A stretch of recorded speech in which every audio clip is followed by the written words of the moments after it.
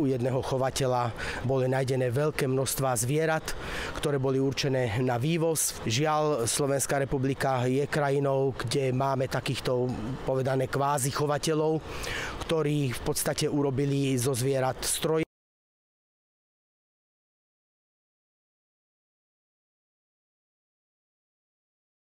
Došlo v jednom tom chove absolútne k zhabaniu viac ako 300 zvierat. Sú to väčšinou malé plemená, boli tam pudly, boli tam kavalieri, ďalšie také drobné, ktoré skutočne na západnom trhu predstavujú pomerne vysokú hodnotu, 500, 600 aj do 1000 eur za jedno zviera, čiže skutočne je to pre kvázi podnikateľov veľmi dobrý biznis.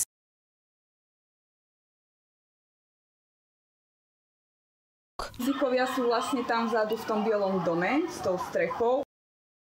To počuť až dole do dediny, ako v kuse štekajú a tu sa nedá, okna sa nedajú otvoriť, nič proste. Je to neskutočné, že ako dlho to tu chová a nelegálne proste.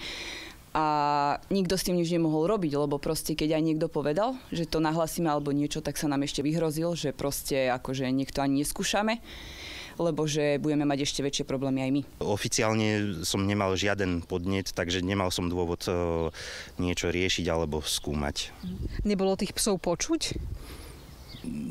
Nejakých pár psov možno, hej, ale tento pán je veľmi milý, nekonfliktný typ, ako aj ja osobne s ním dobre vychádzam.